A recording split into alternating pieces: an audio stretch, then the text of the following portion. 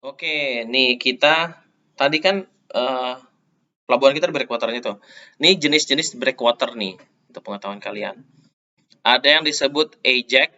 Jadi kalau dia tuh sebenarnya nih bongkahan breakwater ini atasnya itu dia terbuat dari profil yang seperti ini nih.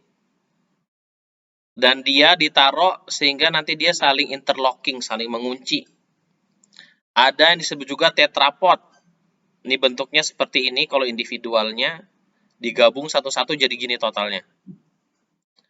Atau ada yang misalnya budgetnya kurang ya udah batu aja ditaruh ditumpuk. Nah, apa namanya masing-masing punya analisa sendiri ya. Tapi yang pasti kalau kalau modelnya kayak gini nih batu doang, ya lama-lama apa namanya dia bisa akan tergerus breakwaternya. Ong yang ejek kayak gini aja bisa berantakan sama gelombang kalau nggak disusun dengan baik. Apalagi yang cuma seperti ini. Ini contohnya aja. Nah, masing-masing punya kelebihan, punya kekurangan, punya apa namanya, punya analisanya gitu. Pilihannya kenapa ini, kenapa itu ntar diterangkan. Setahu saya ada kuliah lain kalian yang judulnya mengenal bangunan apa namanya breakwater kali. Kayaknya sih ada. Oke. Nah, menariknya kemarin kita belajar tentang tombolo ya. Tombolanya juga bisa terjadi di belakang breakwater nih. Kalau breakwater udah lama, lama-lama di belakangnya terjadi tombolo nih. Jadi dia selain mengatasi erosi juga bisa mengatasi sedimentasi yang tadi. Ya bisa jadi itu sendiri apa namanya? Pantai baru sekalian di sini. Oke, lanjut. Nah, ini juga ada bangunan pantai untuk mengatasi sedimentasi. Ini yang disebut groin. Groin itu apa sih? Pada dasarnya groin itu adalah bangunan tegak lurus di pantai. Ini contohnya nih. Ini yang tegak lurus ini nih saya kasih tanda nih.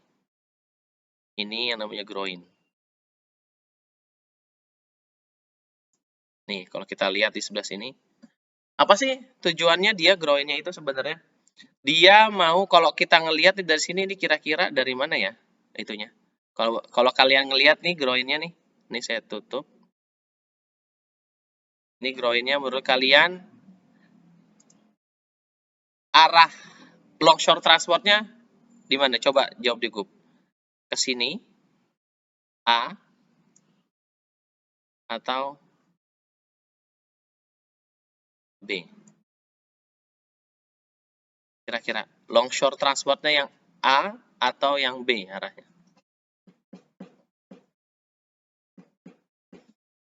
Kalau dari sepintas ngelihat saya lihat sih adalah dia dari alasannya kenapa? Menariknya adalah kalau yang groin ini ketika dia dipasang groin, maka ada bagian yang nanti apa namanya? eh bagiannya tertimbun nih contohnya ke sebelah kanan ini, perhatian sebelah kanan. Sedimentasinya menumpuk sehingga si fungsi groin ini adalah menampung sedimentasi, tapi ada bagian nih, bagian dari sininya nih yang dia tererosi. Jadi jadi kalau misalnya ini arah angin, arah gelombangnya, maka longshore transportnya ke sini kan? Oke, berarti di sini bagian di sini tererosi, terus pindah ke sini dia. Lihat, gitu juga. Jadi, kira-kira jawaban kalian kalau dari penjelasan ini berarti arah longshore transportnya kemana? Berarti yang mana? Silahkan jawab di grup. Oke. Apa namanya? Kalau nggak dipasang groin ini lama-lama si apa namanya si pantai ini habis nih. Jadi nanti bisa ini kan udah bangun nih bisa sampai ini habis bisa sampai sini nih gara-gara erosi. Tapi karena dipasang groin, jadi dia nambah. Emang sih sebenarnya kalau dari lihat dari sudut pandang nggak begitu bagus sebenarnya groin apa ya ada batu gitu buatan manusia di pantai seindah ini. Ya tapi gimana lagi daripada pantainya hancur. Oke, kan tadi kan ternyata apa namanya ternyata nih ketika dibangun struktur seperti ini tuh ternyata banyak ada studi yang menunjukkan bahwa ternyata nimbulin masalah baru. Ya tadi salah satunya adalah sebenarnya sedimentasinya, proses sedimentasinya terhalang, tapi di tempat lain yang tererosi. Di tempat lain tuh ada yang bahkan nih kalau kita lihat nih di daerah sini nih. Ini kan dia punya di gambar ini nih, gambar yang kiri sebelah kiri, dia kan punya kolam pelabuhan nih. Ini kolam pelabuhan ya. Alur pelayaran. Kadang-kala bahkan dia kalau udah ekstrim di sininya tuh bisa terbentuk apa namanya? Endapan juga gitu. Dan bahkan menutupi alur pelayaran ini, jadi pendangkalan, nutupin alur pelayaran. Nah, yang jadi pertanyaan ternyata orang mikir gimana caranya ya daripada bikin kayak gini selain dia nggak enak dipandang mata, jelek, ternyata nimbulin masalah lain juga. Jadi orang mikir ya udah kita coba aja bikin solusi lain. Namanya engineering, ada masalah kita cari solusinya kan. Salah satunya adalah di sini nih. Pakai soft structure, sebenarnya bikin structure juga, yaitu apa?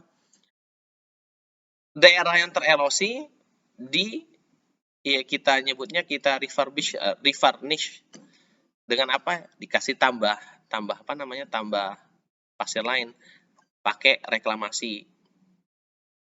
Atau dipakai reklamasi nih, salah satunya sebenarnya salah satu niatan reklamasi itu adalah buat tadi misalnya ada daerah yang tergerus, terabrasi, maka diharapkan dengan adanya reklamasi si pantai itu kembali seperti semula. Apakah nanti akan tergerus lagi? Kemungkinan besar akan tergerus lagi. Cuma waktunya kan lama, terus masih enak dilihat. Mungkin nanti 30-40 tahun lagi baru bisa direklamasi. Reklamasi ini biasanya pasirnya tuh dari tempat lain, dari tempat jauh.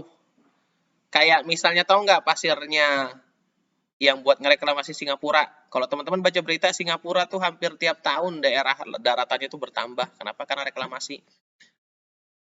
Pasirnya dari mana? Pasirnya dari Laut Indonesia, dari Riau, dari Bangka, gitu. Itu reklamasi. Ini yang disebutnya sand nourishment, gitu. Atau bisa disebut sand bypassing. Ini contohnya kayak misalnya kayak apa namanya sand bypassing itu juga sebenarnya proses reklamasi sih, naruh pasir di tempat daerah yang tererosi. Tapi bedanya adalah dia biasanya daerah pasirnya dekat. Nih, jadi biasanya di sini misalnya di sini ada erosi nih ya. Kan tadi kalau kayak gini biasanya tadi karena ada struktur ground ini biasanya kayak gini kan ya dia nanti. Ininya sedimentasi, ininya tererosi dia. Maka dibuatlah sand bypassing. Apa sand bypassing itu maksudnya? Pasir di sini yang dekat sini dipindahin langsung ke sini. Gitu. Buat apa? Ya biar ininya jadi bagus. Biar ininya kembali seperti semua itunya.